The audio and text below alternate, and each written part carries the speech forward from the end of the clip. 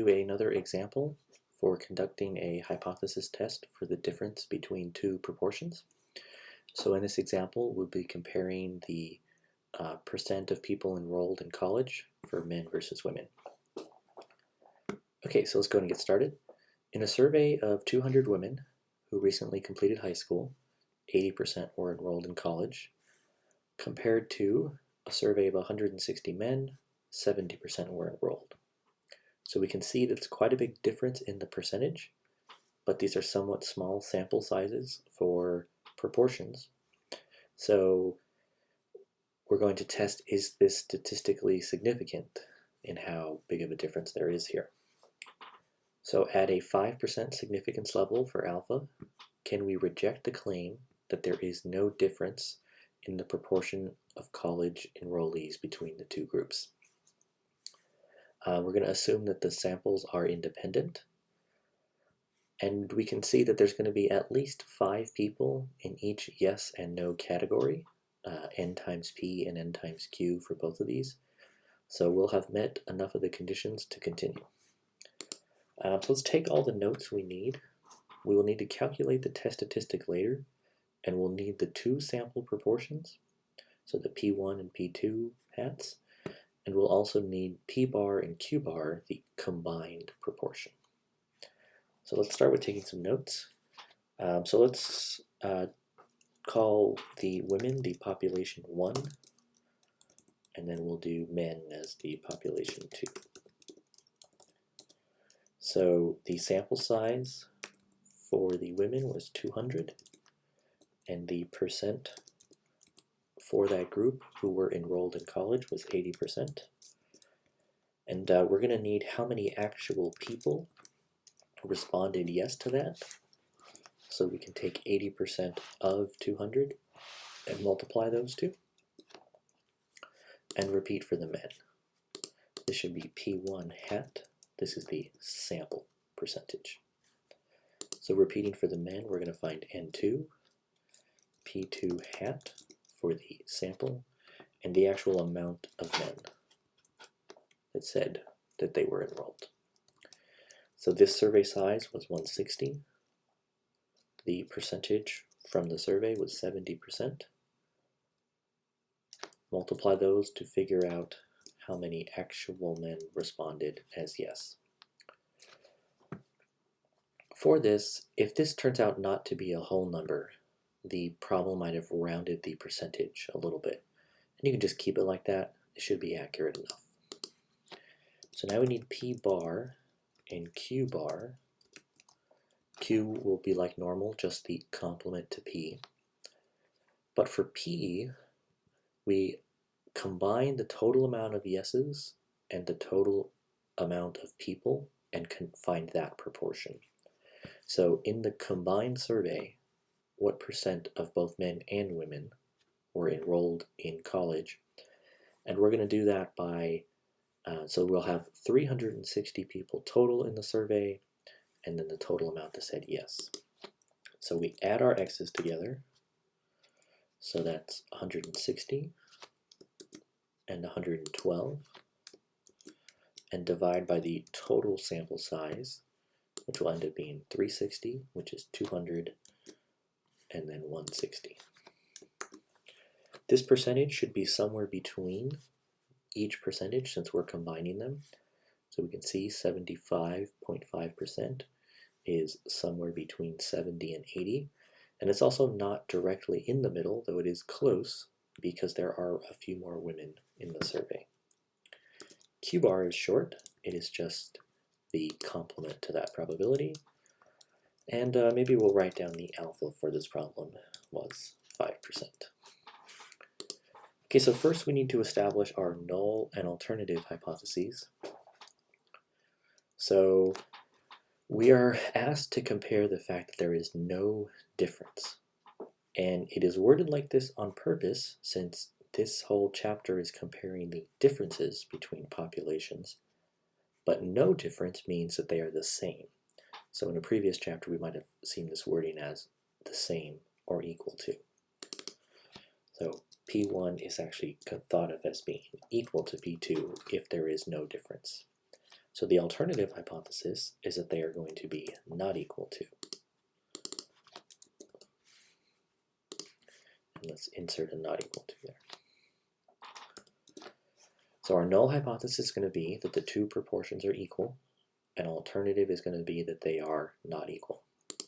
The claim is going to be on the null hypothesis that they are not different, that they are the same, right? The alternative would be saying that they are different. Okay, we are ready to calculate our test statistic. This is a z, as proportions are. And remember that in everything we're looking at, P1 and P2 without the hats are the population percentages or proportions. We are saying that those are equal, so if we were to find their difference, the difference is 0. That is why it is worded as no difference, or a difference of 0. In the background here, the way we actually calculate the test statistic is computing their differences. So I'll represent that by a 0 when we calculate it. So we find the difference between P1 and P2, and we're having 1 represent women and 2 represent men here. That'll help us keep track of a positive versus negative test statistic. So women's percentage was 80%. So the 80% minus the 70% for men. And then I'm going to subtract 0, just representatively, this is not doing anything, to represent the difference between the population percentages or proportions. So that's the numerator, and then we can calculate the denominator.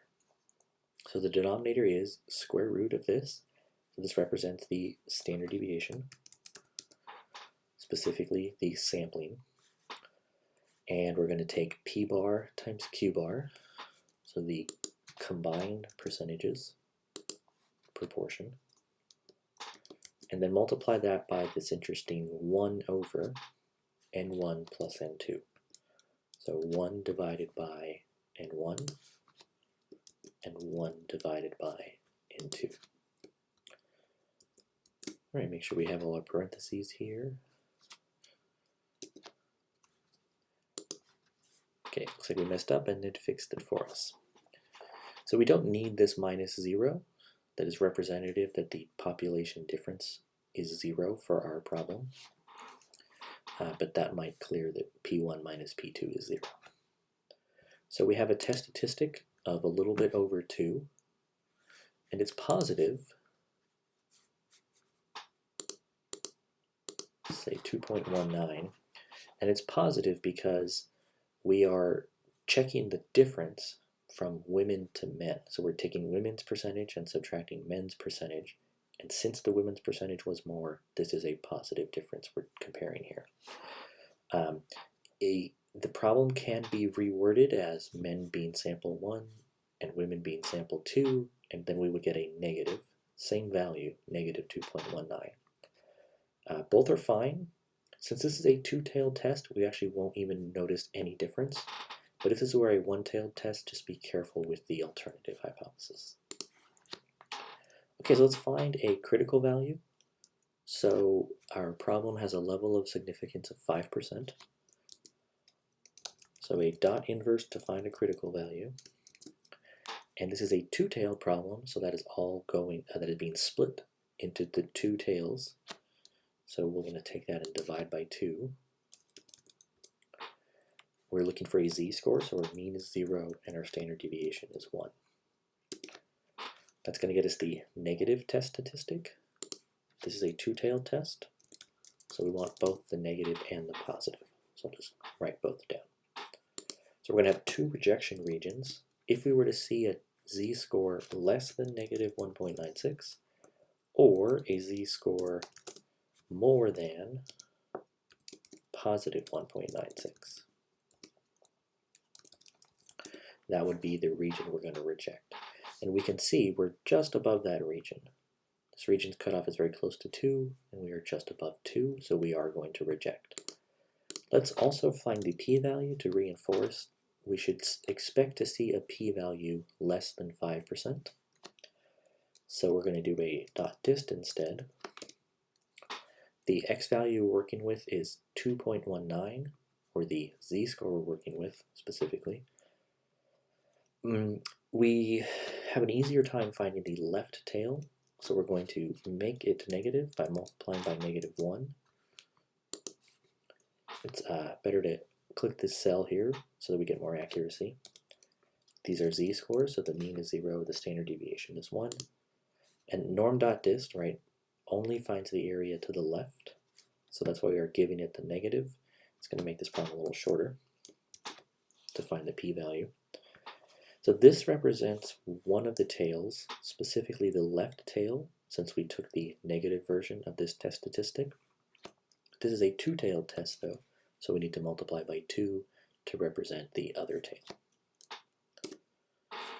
So our p-value is about 3%, 2.8%, 0.028, which is just under the 5% cutoff level. So we will see that we reject both ways. So since our p-value is less than alpha, which right now was 5%, and similarly, the test statistic, which was 2.19, is in the rejection region. There were two rejection regions. It was in the positive rejection region.